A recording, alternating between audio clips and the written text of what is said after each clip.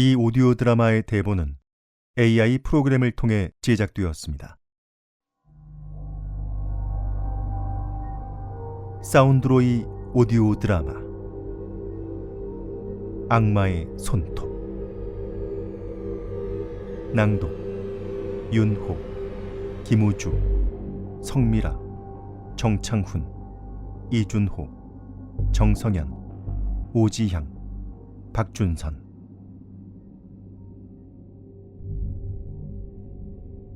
1장.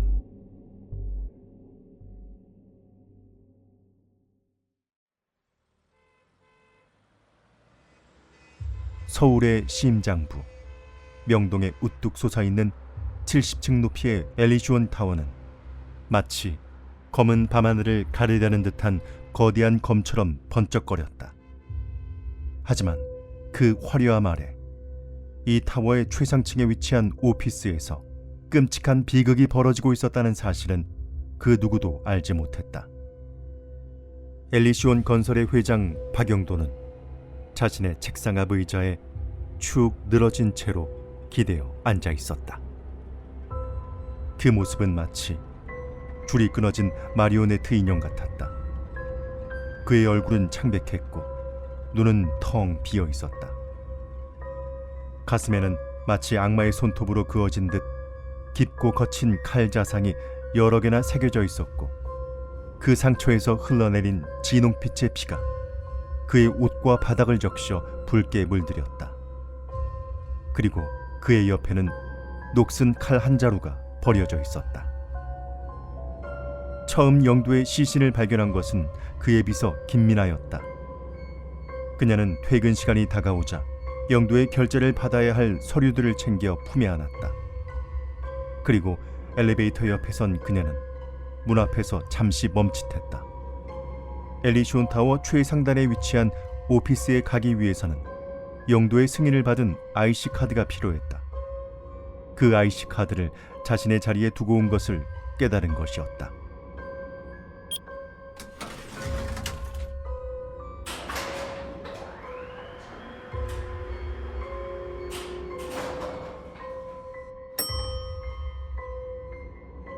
마침내 사장의 오피스 문 앞에 도착한 미나는 깊게 한숨을 쉬며 문을 두드렸다.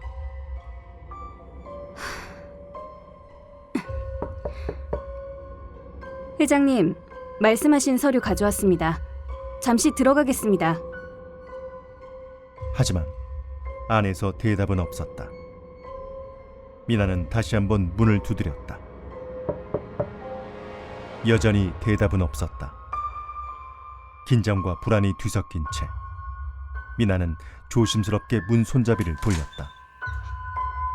그리고 문을 열자마자 그녀의 눈앞에 펼쳐진 끔찍한 광경은 마치 악몽과도 같았다. 회장님? 어둠 속에 삼켜졌던 피범벅이 된 영도의 시신은 희미한 달빛 아래 더욱 처참히 드러났다. 미나는 난생 처음 접한 숨막히는 공포에 온몸에 힘이 빠져나갔다. 비명마저 잊은 채 그녀는 그 자리에 굳어버렸다. 그녀의 머릿속은 새까맣게 변했고 정체불명의 한기가 그녀의 몸을 덮치기 시작했다. 하지만 곧 그녀는 자신의 상황을 깨달았다. 나는 지금 범죄 현장에 있다는 사실을, 곧바로 경찰에 신고해야 한다는 것을 말이다. 그녀는 떨리는 손으로 휴대폰을 꺼내 경찰에 신고했다. 전화기 너머로 들려오는 경찰관의 목소리는 마치 까마득히 먼 곳에서 들려오는 것처럼 느껴졌다. 여기는 엘리시온 타워 최상층 오피스입니다. 회장님이... 미나는 주체할 수 없이 떨리는 가슴을 부여잡고 사건 경위를 경찰관에게 설명했다. 그녀의 머릿속은 공포와 혼란으로 가득 차 있었다. 그녀는 몰랐다. 이 끔찍한 사건이 그녀의 삶에 어떤 영향을 미칠지 말이다. 하지만 한 가지는 분명했다. 엘리시온 타워는 이제 저주받은 곳이 되었다. 화려한 조명 아래 숨겨진 어두운 그림자가 이제 모든 것을 삼키려 하고 있었다.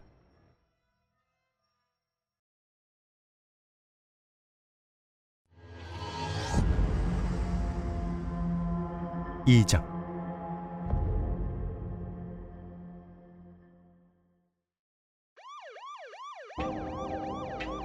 잠시 후 현장에 도착한 고등학생 탐정 정우와 김영사는 으스스한 분위기에 일순간 몸이 굳어버렸다. 빌딩의 화려한 외관과는 대조적으로 사무실은 어둡고 음울한 분위기였다. 책상에는 깨진 커피잔과 피로 범벅된 흩어진 서류들이 잔혹했던 범행의 상흔을 더욱 또렷하게 보여주는 듯했다. 정우와 김영사는 곧바로 사건 현장 조사에 착수했다. 그들은 꼼꼼하고 면밀하게 사무실 구석구석을 살펴보았고 작은 증거라도 놓치지 않도록 신중에 신중을 기했다.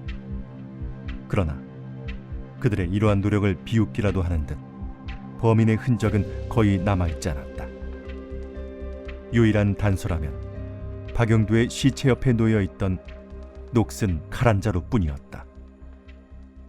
그리고 이게 뭐지? 나는 박영도 회장의 책상을 조사하던 중 책상 다리 아래에 미세한 먼지들이 쌓여 있는 것을 발견했어. 희미하게 빛나는 소량의 가루들은 내 눈길을 사로잡았지. 정우야, 어떠니? 뭔가 발견한 것이라도 있니? 형사님은 어떠세요? 아무것도 찾지 못하셨나요? 그래, 딱히 범인을 확증할 만한 단서는 눈에 띄지 않는구나. 유일한 단서라면 박영도 사장 옆에 놓여있던 이 녹슨 칼 한 자루뿐이다. 김영사님은 피로 얼룩진 칼을 조심스럽게 들어 주의 깊게 살펴보시더니 이렇게 이야기하셨어. 우선은 칼날에 남아있는 지문을 채취하고 DNA 분석을 위해 과학수사팀에 보내야겠다. 저는 책상 주변에서 이 하얀 가루를 발견했는데 이게 뭔지 도무지 알 수가 없네요. 그래. 그것도 이 봉지에 담아두렴. 그 가루도 과학수사팀의 성분 분석을 요청해야겠다. 네. 그런데 아까 얼핏 듣기로는 용의자들을 특정 지을 수 있을 거란 말씀을 하셨는데 어떤 이유이신 거죠? 살해된 박영도 회장은 죽은 사람에게는 미안한 얘기지만 잔인하고 난폭한 성격으로 유명했다는구나. 여기 엘리시온 타워뿐만 아니라 소유하고 있는 빌딩이나 땅들이 꽤 있다고 하는데 그 막대한 부를 축적하기 위해 자행했던 부동산 개발 과정에서 많은 사람들을 희생시켰다는 첩보가 있어. 그래서 용의자는 그의 주변 사람들 중에서 쉽게 특정 지을 수 있지 않을까 싶다. 김영사님과 나는 곧바로 박영도 회장의 주변 인물들과 엘리시온 타워 직원들을 조사하기 시작했어. 그리고 3명의 인물이 유력한 용의자로 물망에 올랐지. 우선 박영도의 아내 김서연. 그녀는 박 회장의 잦은 외도와 여성 편력으로 인해서 큰 상처를 입었다고 하더군. 대외적으로는 금슬 좋은 부부처럼 행세하지만 두 사람은 이미 꽤 오랜 시간 별거 중이라고 해. 그리고 사장의 비서이자 처음 살인 현장을 목격하고 경찰에 신고한 김미나. 그녀는 박 회장으로부터 좋지 않은 대우를 받고 있지만 자신이 부양해야 하는 가족이 있기 때문에 갖가지 모욕적이며 수치스러운 일들을 꾹 참아내며 회사를 다니고 있다고 하고, 그리고 경쟁 회사인 심한건설 사장 윤태원. 윤태원은 박영도의 공격적인 사업 전략으로 인해 회사가 도산할 위기 직전까지 갔었다고 하는데, 말이야 공격적이라고 하지만 그 방법이 정말 혀를 내두를 정도로 사악하기 그지없었다고 해. 윤태원의 입장에선 박영도가 간사하고 비열한 장사치로밖에 보이지 않을 거라는 주변 사람들의 증언이 있었어. 하지만 모든 용의자들에게 완벽한 알리바이가 있었지.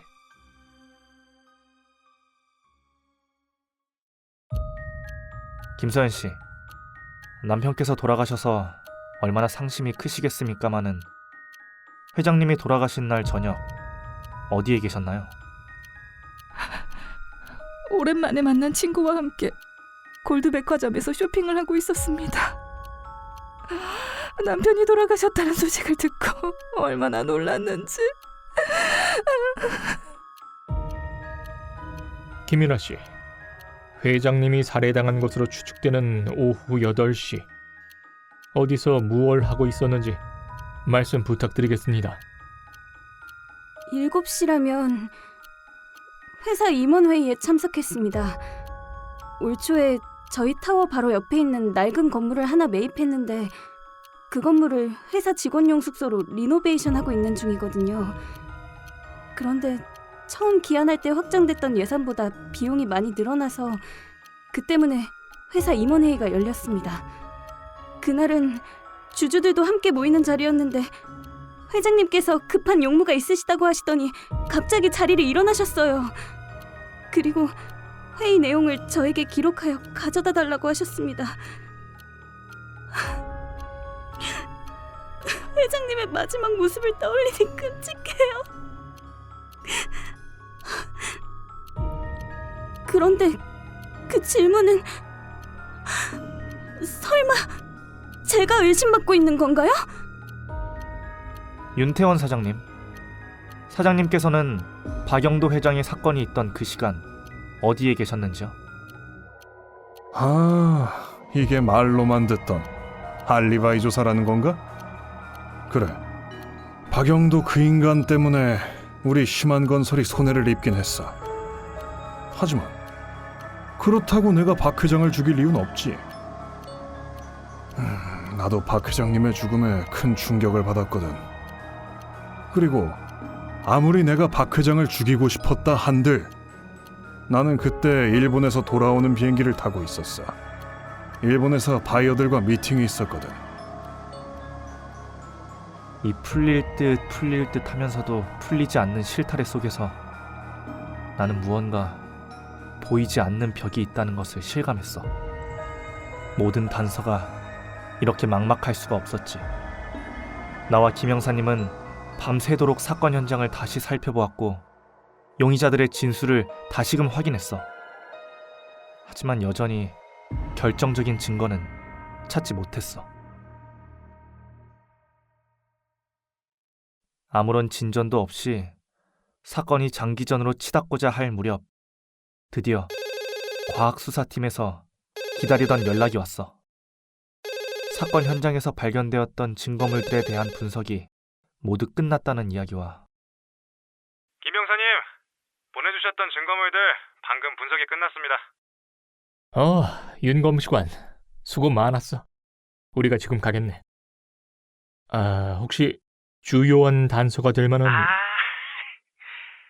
그거라면 하나 있죠. 거기에 내가 발견한 하얀 가루가 범인을 유추하는 데 있어 꽤나 유력한 증거가 될 것 같다는 말도 덧붙여서 말이야. 이 하얀 가루가 터널 속을 빠져나오지 못한 채 계속 지지부진하기만 한 이번 사건을 해결하는 데 있어 중요한 구심점이 될 것이라는 확신. 그 확신이 김영사님과 나의 마음속에 아로 새겨지기 시작했어.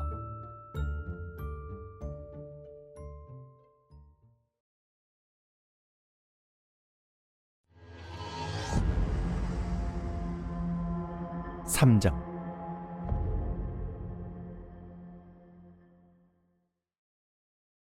이 가루 말입니다. 돌가루예요. 보도블럭 교체한다고 다 헤집어 놓고 다시 깔아 놓을 때 블럭 사이사이에 고정을 위해서 뿌려놓는 가루 있잖아요. 아무래도 그 돌가루인 것 같습니다. 돌가루? 그게 어째서 현장에... 잠깐만요. 검시관님. 지금 엘리시온 타워 바로 옆에 대대적으로 리노베이션 중인 건물이 있잖아요. 그 직원용 숙소로 사용한다고 했던... 설마... 맞아, 정우야. 그 공사 현장에서 이 돌가루와 동일한 성분의 가루가 검출되었단다. 그렇다면 범인은 그 공사 현장에 몸담고 있는 관계자 중 한 명이라는 얘긴 건가? 나와 김영사님, 그리고 이번 사건을 위해 꾸려진 수사팀은 즉시 공사에 관련된 모든 근로자들의 신문에 착수했어. 팀원들은 꼼꼼하게 각 근로자들의 알리바이를 확인하고 범행 현장에 있었던 증거들을 찾기 위해 노력했어. 그러던 중 한 근로자의 의심스러운 행동이 눈에 띄었지. 그의 이름은 박건우. 공사 현장에서 일한 지는 열흘이 채 안 되는 일용직 아르바이트생으로 신문 과정에서 지나치게 긴장하고 불안한 모습을 보였지. 그리고 범행 당시 알리바이가 명확하지 않았고, 더욱이 박건우에 관해서 이런 놀라운 증언이 나왔어.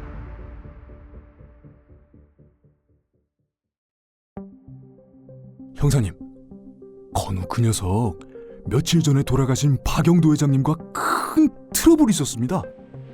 건우가 뭘 그리 잘못했는지는 그건 잘 모르겠는데 말입니다. 사실 저희같이 일당 받고 노가다 뛰는 사람들은 기술직이 아니잖아요. 기사님이나 반장님들이 시키는 일만 하면 되는 거라서 욕을 먹을 일이 웬만하면 없거든요. 그런데 그날은 아마 회장님께서 일주일에 한 번 공사 현장을 시찰하러 오시는 날이었던 걸로 기억합니다. 건우가 회장님을 뵈더니 짧게 뭐라 하는 것 같긴 했는데, 그 이야기를 들으신 회장님께서 건우에게 갑자기 거친 말씀을 하시더라고요. 옆에서 보던 저도 차마 입에 담기 힘든 말씀을 말이죠. 그런데 건우도 정말 무서운 녀석이라는 생각이 드는 게, 사장님께서 푸르락 열을 내며 말씀하시는데도 눈 깜짝하지 않고 회장님 얼굴을 뚫어져라 쳐다보고 있더라고요. 저는 그냥 보고 있는 것만으로도 오금이 저렸는데 말이죠. 그리고 회장님에게 건우가 뭔 종이 쪼가리를 건넨 것 같은데, 그게 뭔지는 저도 잘 모르겠습니다. 김영사님과 나는 이 증언을 바탕으로 박건우에게 더 큰 의심을 품게 되었지. 그리고 분명히 무엇인가가 나올 거라는 판단에 그의 과거를 조사하기 시작했어. 우리의 선택은 적중했어. 조사 결과 우리는 그에 관한 참혹하고도 안타까운 사실을 맞닥뜨리고야 말았지. 박건우는 어릴 때 어머니를 잃고 고아로 자라왔다는 사실. 어머니가 세상을 떠난 이후 시설에서 자라왔고, 만 18세가 되어 시설에서 나와 녹록하지 않은 삶을 살아왔지.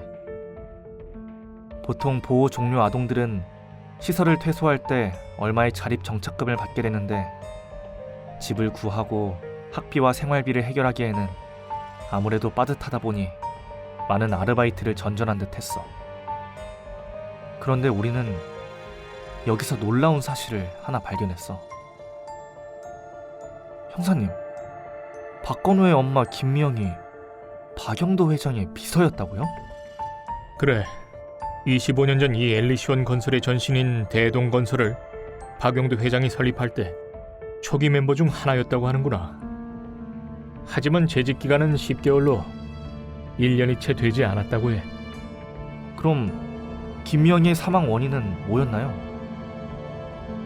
그게 말이다, 우울증으로 인한 자살이다. 아파트 옥상에서 뛰어내렸다고 하더구나. 김미영의 사망으로 인해 사고 수습을 위해 집을 찾아간 경찰이 굶어서 아사 직전까지 가 있던 박건우를 발견하여 아동보호센터로 인계한 거고, 거기서 얼마 되지 않아 시설로 가게 된 것 같아.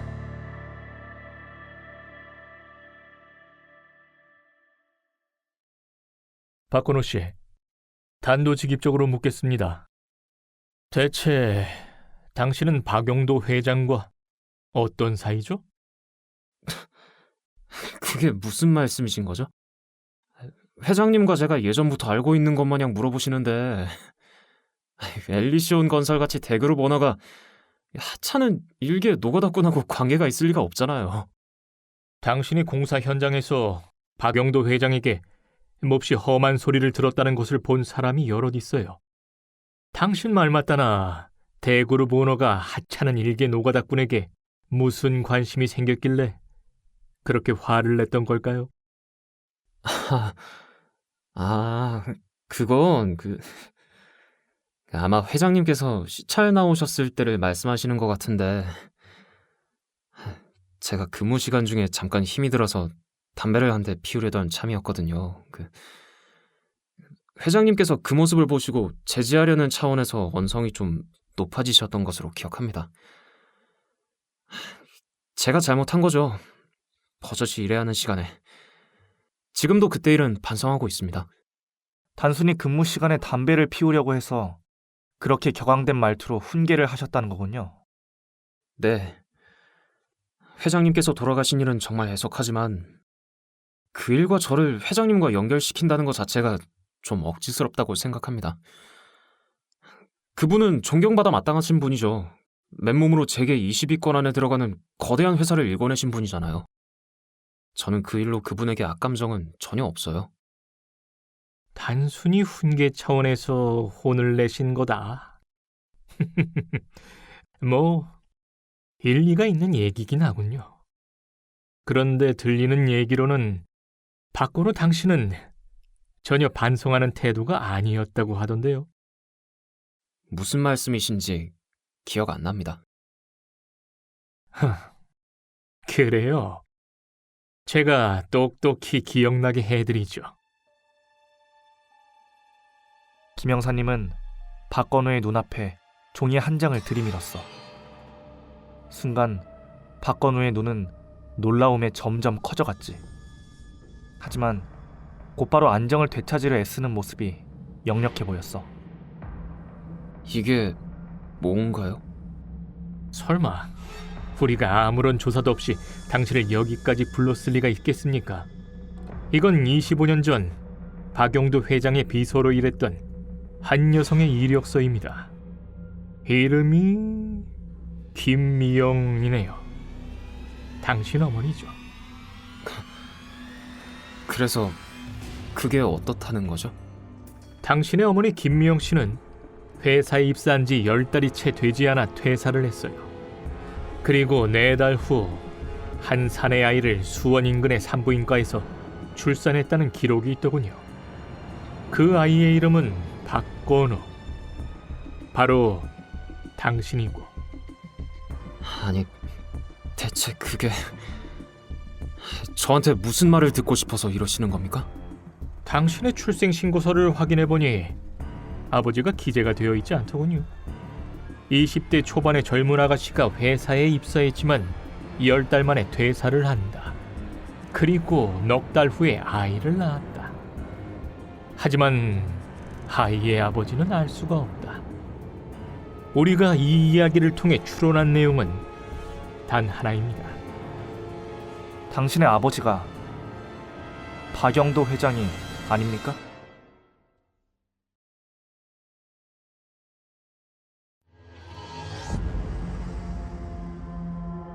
사장.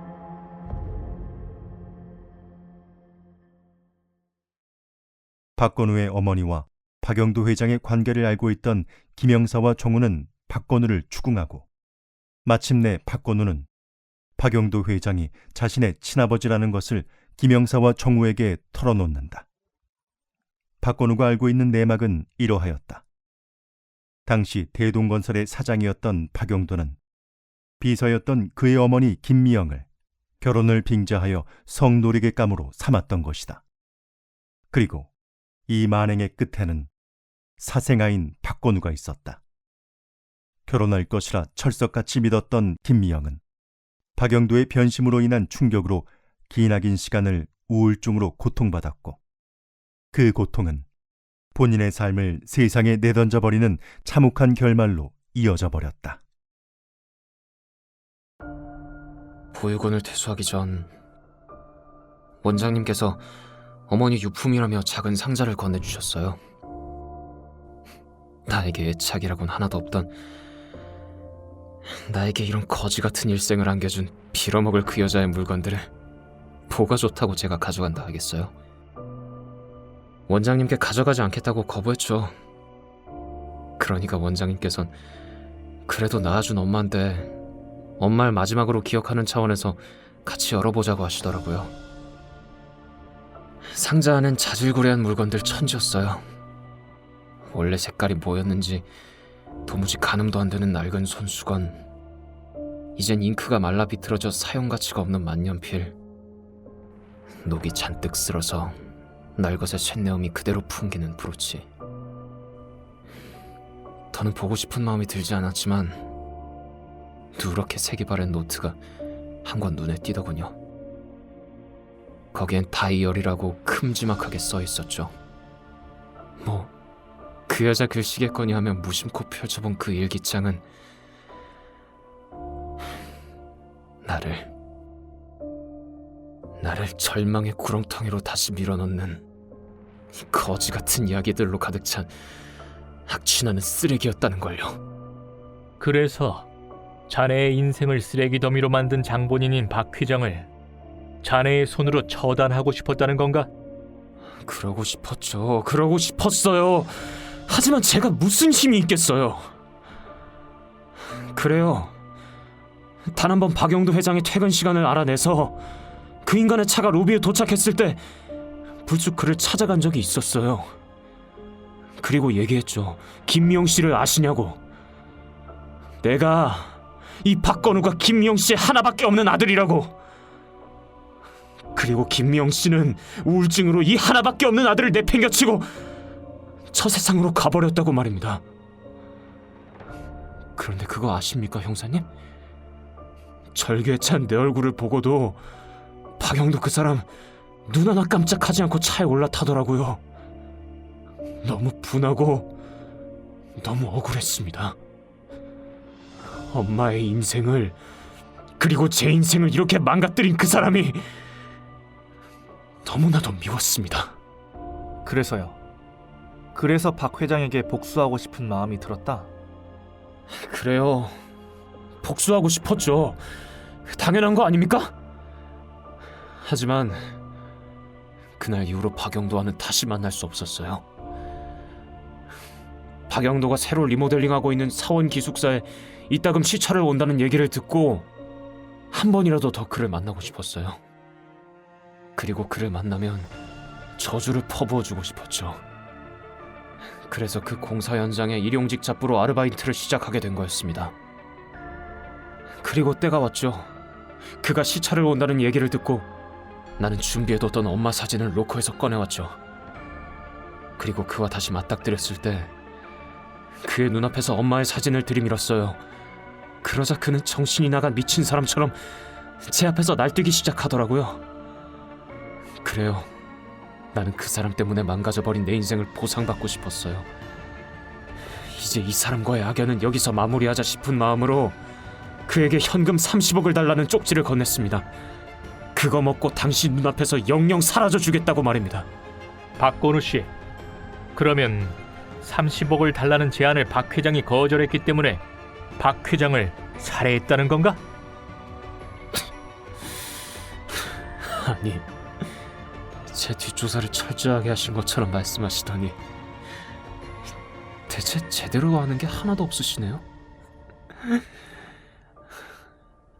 아니요, 받았습니다. 30억. 그날 저녁 제 계좌로 바로 입금됐어요. 그간 박건우를 용의자로 지목하고 모든 초점을 박건우에게 맞추어 집중적인 수사를 진행했던 김영사. 그는 이 사건은 박영도에 대한 박건우의 복수심으로 인한 살인사건이라고 판단했었다. 하지만 그의 선택을 비웃기라도 하는 듯 지금 이 순간에도 박건우는 자신의 범행을 강렬히 부인하고 있다. 더더구나 김영사와 수사팀은 결정적인 증거도 찾지 못했다. 이 막막한 상황 속에서 김영사는 자신의 패착에 깊은 한숨만 내쉴 뿐이었다. 그러던 중 정우에게 한 가지 의문점이 떠올랐다. 잠깐, 돌가루는 기숙사 리노베이션 현장에서의 것이라는 것이 확인되었어. 하지만 박건우는 단순한 일용직 근로자야. 엘리시온 타워는 상층에 올라가려면 박영도 회장의 승인을 받은 IC카드가 필요했어. IC카드를 박건우가 손에 넣을 확률은 거의 제로야. 그런데 만일 박건우가 범인이라면 그는 어떻게 엘리시온 타워의 최상층으로 올라갈 수 있었던 거지? 형사님, 그래, 정우야. 다시 한번 사건 현장에 가봐야겠어요. 우리가 뭔가 중요한 단서를 놓치고 있다는 깨름직한 생각이 자꾸 들어요.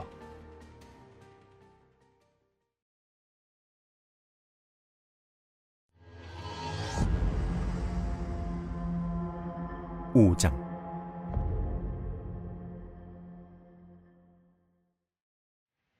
정우는 다시 사건 현장을 조사하고 증거품들 속에서 그간 알아채지 못했던 놀라운 진실을 발견하게 된다. 형사님, 그동안 저희가 잘못 생각하고 있었던 것 같아요.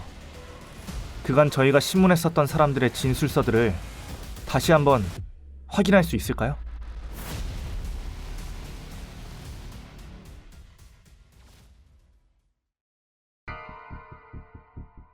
그리고 이곳은 계룡 경찰서의 취조실.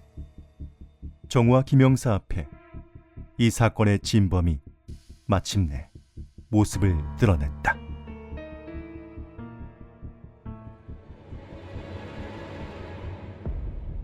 그래요. 두 분의 말씀이 모두 맞아요. 내가 박영도 그 거룩한 개새끼를 죽였어요. 그 영감탱이 지 부인하고 이혼하고 나랑 결혼하겠다고 했었거든요. 그 얘길 찰석같이 믿은 내가 미친년이지. 이 영감이 볼장 다 보고 쓴물 단물 다 빨아먹더니 글쎄 나랑 결혼하지 못하겠다고 하더군요. 내 뱃속에 그 영감의 아이가 있었어요.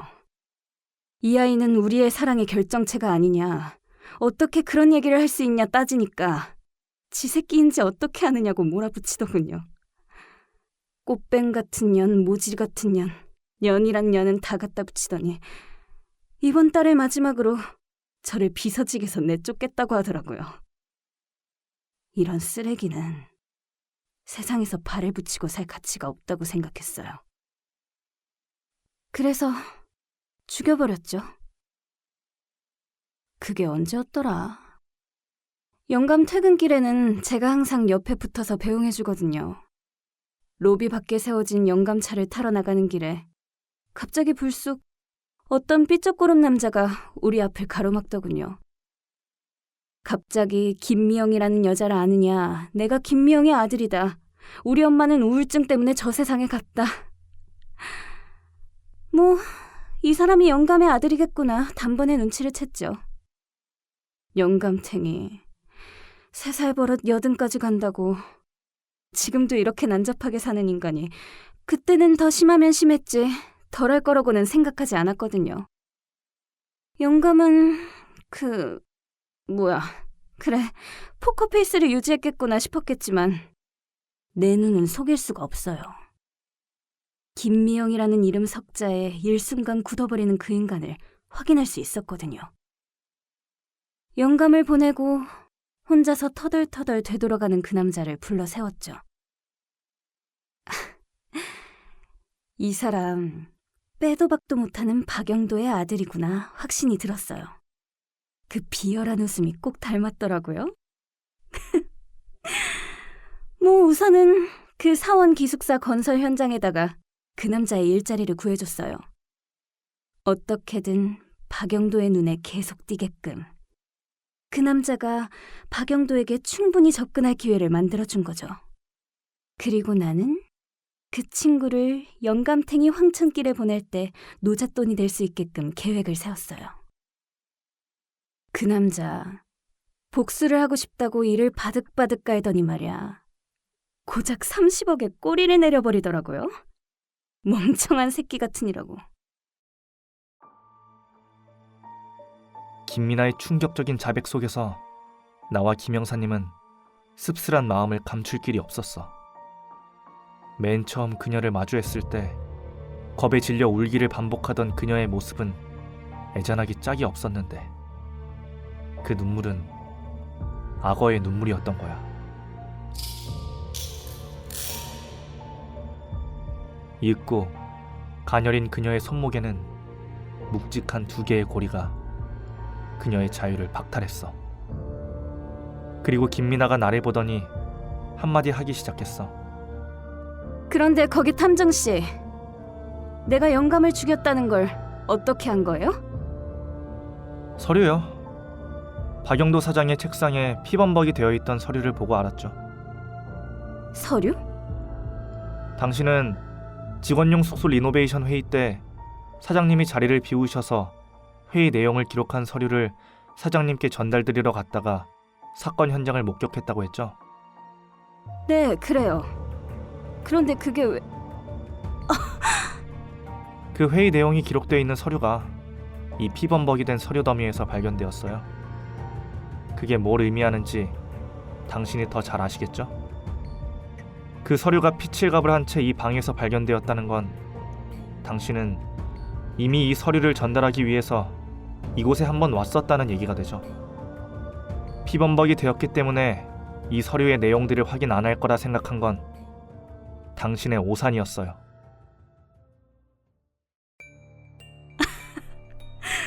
완벽하다고 생각했었는데 고딩 탐정에게 보기 좋게 당했네.